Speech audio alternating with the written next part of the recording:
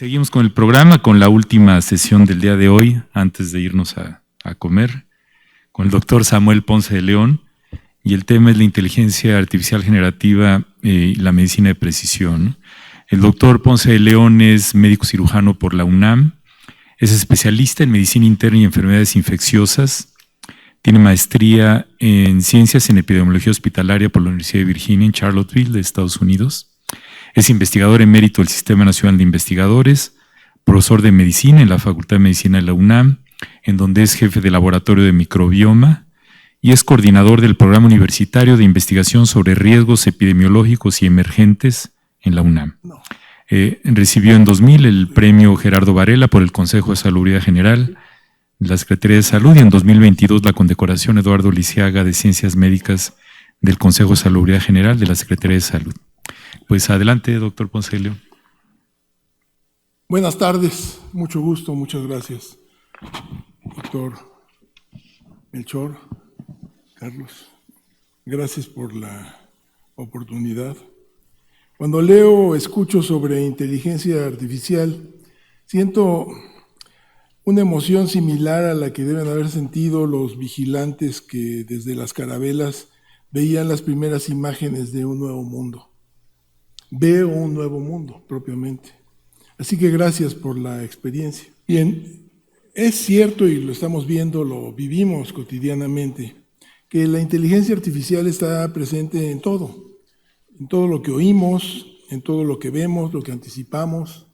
Para dirigirnos a algún lado tenemos un programa de inteligencia artificial, para manejar nuestros ahorros tenemos otro, y su influencia en la medicina, pues ya marca un cambio radical en el diagnóstico, en los diagnósticos y los tratamientos.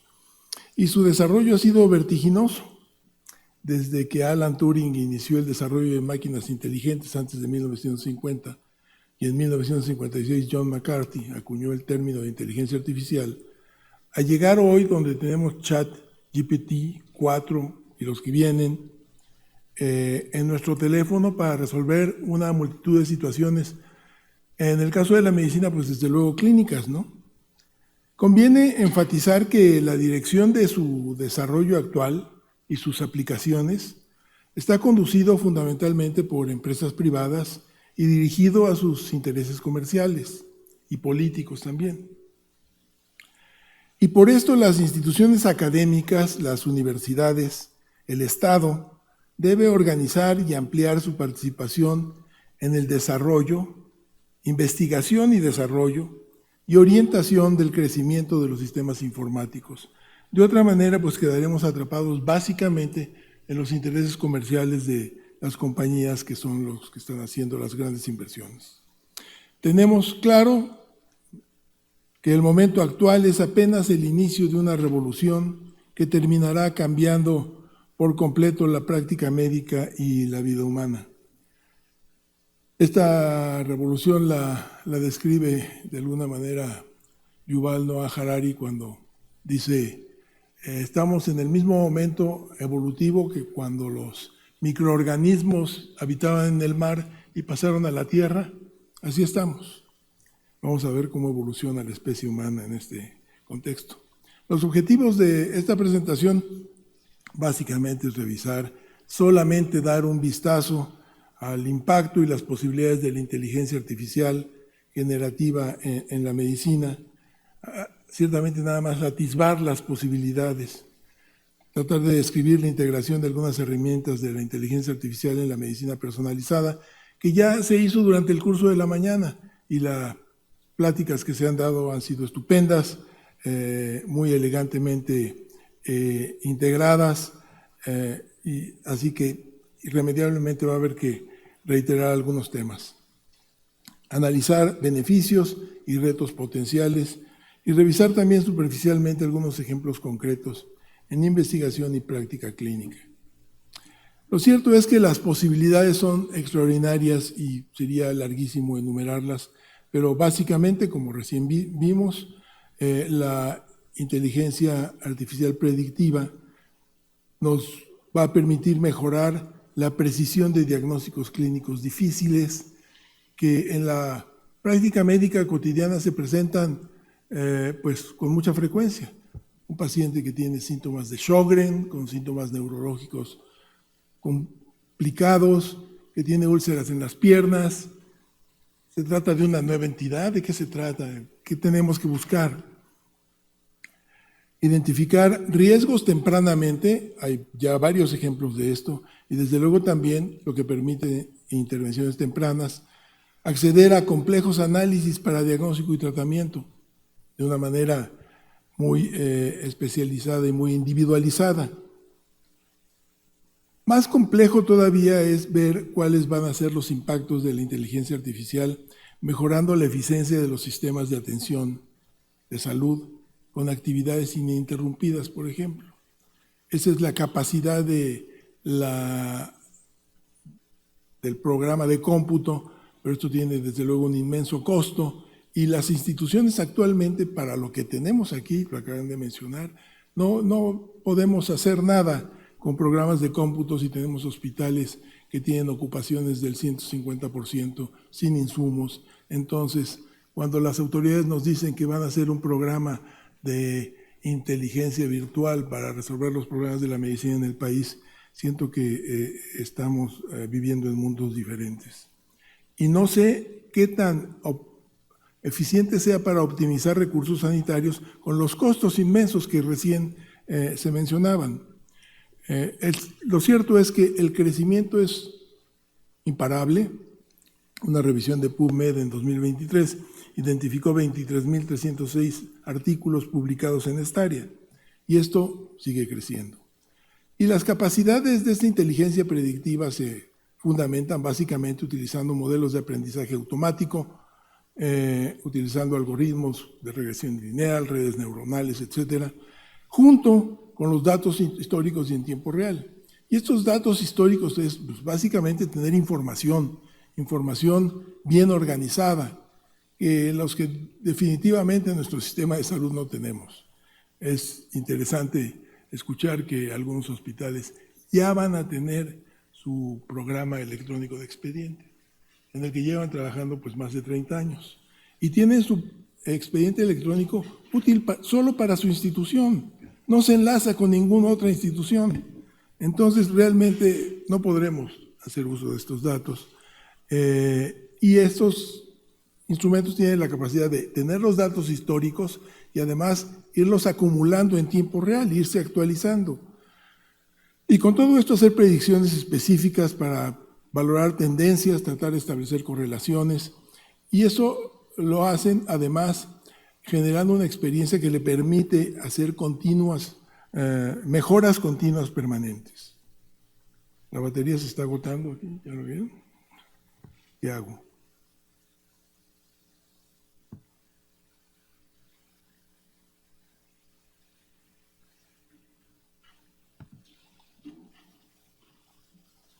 Este es un ejemplo y me da pena presentar este ejemplo aquí con el editor de Radiology, pero bueno. Es una tabla de desempeño de médicos e inteligencia artificial. Son diferentes estudios, son 6 estudios, pero lo presento porque en estos 6 estudios lo que encuentran es que la inteligencia artificial funciona mejor que el diagnóstico de los humanos, y que lo hace mejor además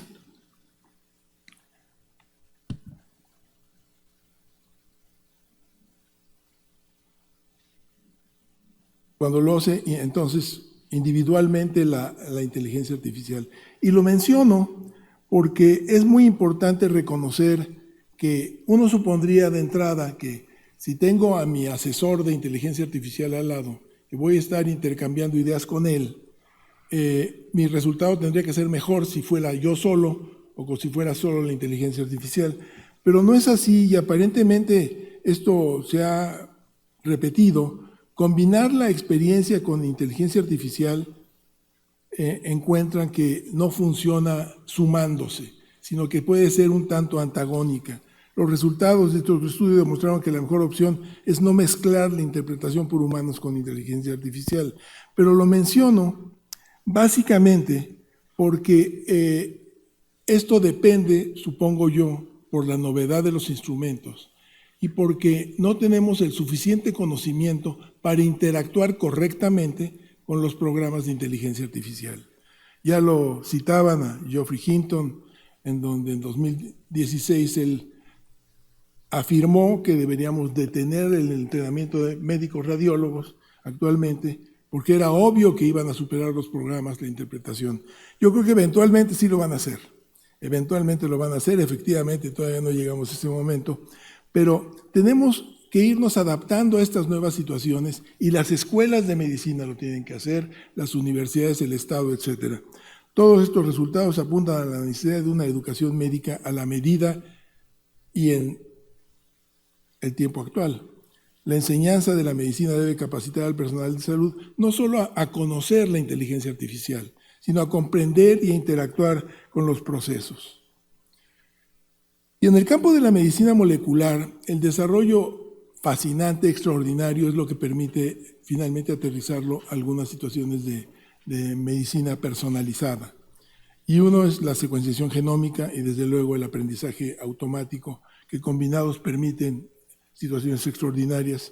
Y recordemos que esto es tan nuevo que apenas hace algunos años se hablaba de que se iniciaba el proyecto del genoma humano y que se llevó 10 años desarrollarlo y miles de millones de dólares. Y hoy un genoma completo se secuencia en 5 horas por pocos cientos de dólares. Así que la secuenciación y el aprendizaje nos permiten el análisis del transcriptoma, del epigenoma, del proteoma, del metaboloma y de todas las ómicas que se requieren para tener un conocimiento del cuerpo humano en situaciones de salud y enfermedad. Ya señalaba Carlos de las revistas independientes que tiene el New England y el JAMA de inteligencia artificial. Es una revisión del New England en donde básicamente revisan métodos de medicina molecular, que es lo que le permite a todos estos programas hacer un procesamiento de datos para la perfilación molecular, para tener un aprendizaje automático que se enlace con el anterior para aplicaciones biomédicas, para aprender todos los datos de la multiómica y aterrizarlo en situaciones como la que estoy mostrando aquí, que es un artículo reciente de Nature, en donde describen vacunas de RNA mensajero para formular neoantígenos de larga duración de células T, CD8 positivas en cáncer de páncreas. Ustedes saben que el adenocarcinoma ductal de páncreas tiene una mortalidad del 90% al primer año más o menos, y que no ha habido cambios significativos desde que Whipple hace 100 años propuso su cirugía, y esa sigue siendo una de las mejores alternativas terapéuticas. Bueno, en base a los conocimientos de los que hoy se dispone, gracias a los métodos actuales, estos autores decidieron hacer un ensayo fase 1 de cebumeran autógeno con adyuvante, una variedad de RNA mensajero en tiempo real a partir de tumores de adenocarcinomas resecados quirúrgicamente. Es una vacuna de neoantígenos individualizada basada en nanopartículas de RNA mensajero. Y después de la cirugía se administra atezolizumab, una inmunoterapia anti-PDL1. No sé nada de esto, pero bueno, así es como lo describe en el estudio. Entonces, se moverán el antígeno, 20 neoantígenos, más quimioterapia, ácido folínico, fluoracilo, irinotecan y oxilipeptid, y siguen a los pacientes después de este tratamiento con criterios de respuesta de inducción de células T específicas y una supervivencia libre de tumor a 18 meses en este tipo de cánceres tan extraordinariamente agresivo. Y bueno, la respuesta inmune a la vacuna es evidentemente correlacionada con un retraso a la recurrencia a 3 años, y estos son los análisis estadísticos que se hacen para ver la sobrevida.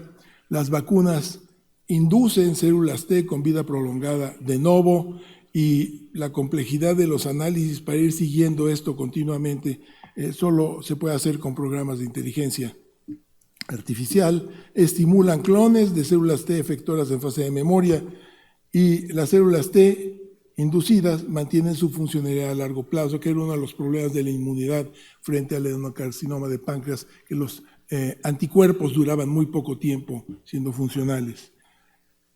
Y de esta manera la inmunidad inducida por las vacunas y la edición de neoantígenos funcionales persistentes permiten la remisión.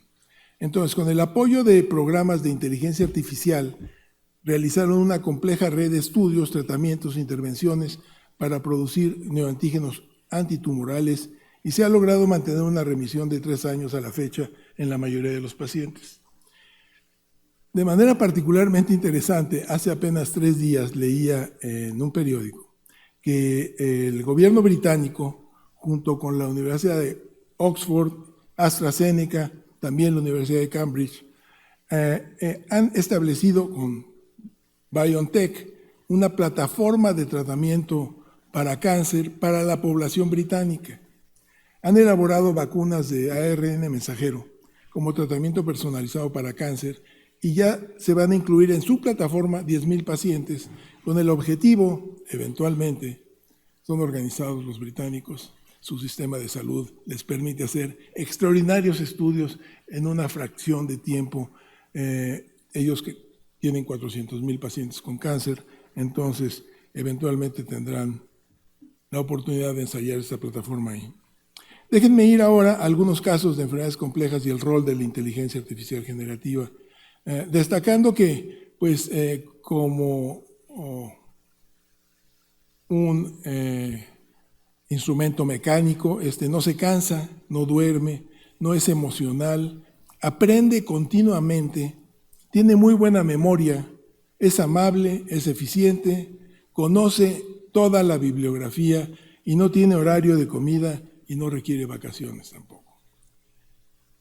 En el imaginario, nuestro imaginario, de mucho tiempo atrás, hemos tenido esta imagen, quizás de esa famosa película donde salía un robot, un hombre de hoja de lata, así eran los robots, y quizás en algún momento nos van a tratar así, desde luego, no con este formato, no con esta fisionomía, sino con los elegantes modelos que recién nos presentaron.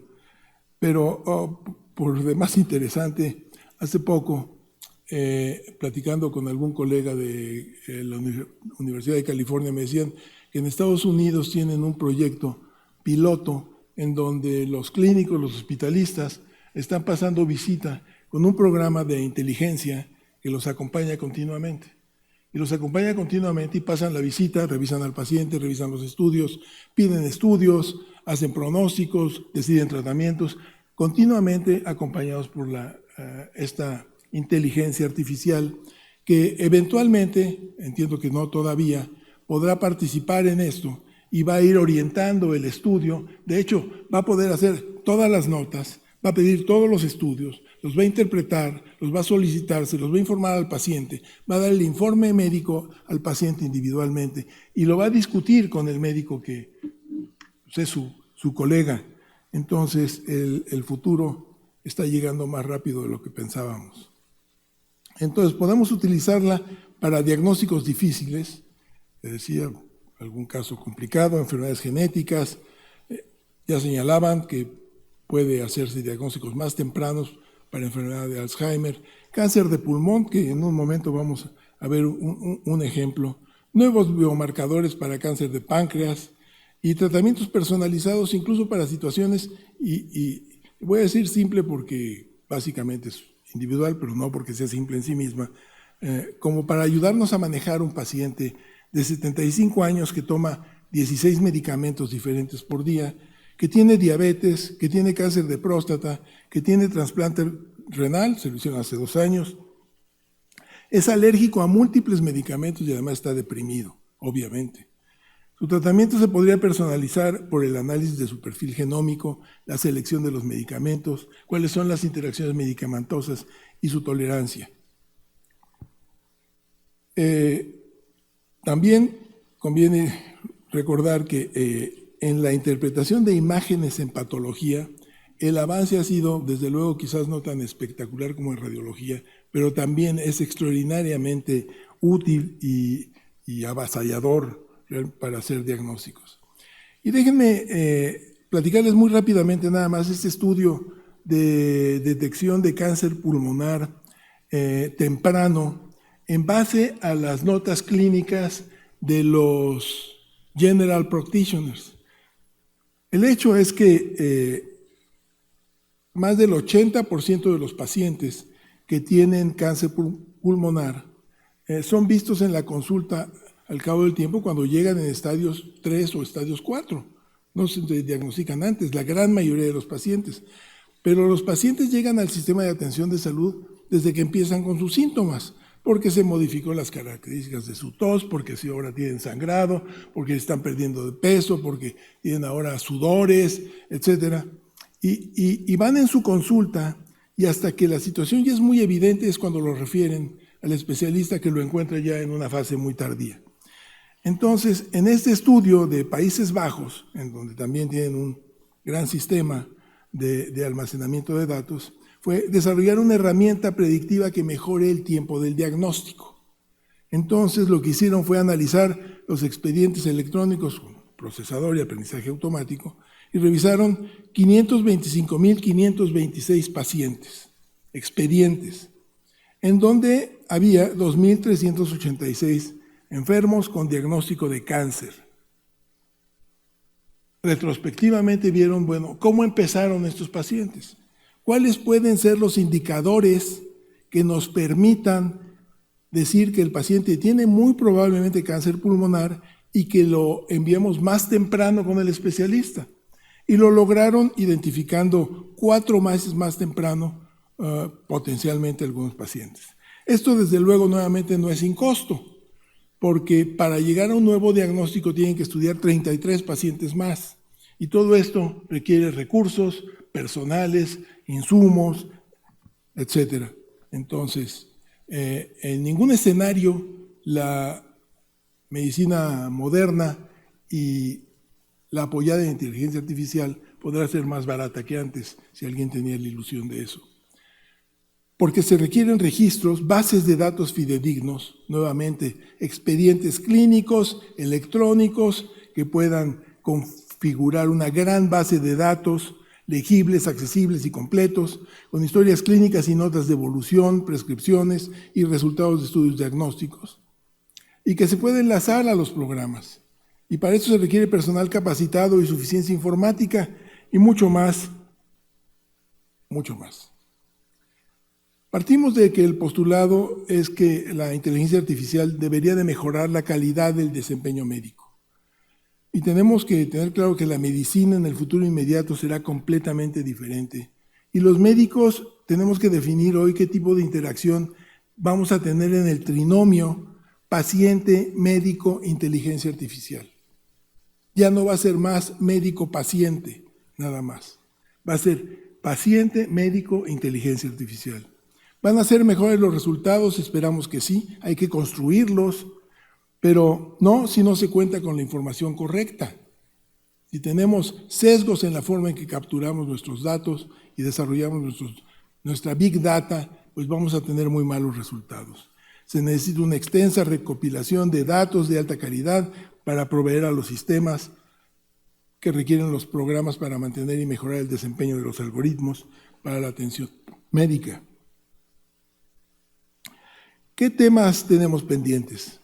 Bueno, la velocidad del desarrollo de la inteligencia artificial tomó tan de sorpresa a los estados, a los gobiernos, a las instituciones reguladoras y al universo académico, que hace 2 años o poco más de 2 años pretendieron crear una moratoria y pidieron que se detuviera toda la investigación en inteligencia artificial. Evidentemente imparable, no se podía hacer. Todo el mundo, como siempre, nos tomó dormidos. Alguna vez oí que en el desarrollo tecnológico, quien abre el desfile son precisamente los desarrollos tecnológicos y al final quien va barriendo el confeti y todo lo demás son los programas de bioética. El hecho es que también la bioética ha sido abrumada y sus postulados de respeto, justicia, beneficencia, no maleficencia y autonomía tienen que ser discutidos e incorporados en los desarrollos y los estudios.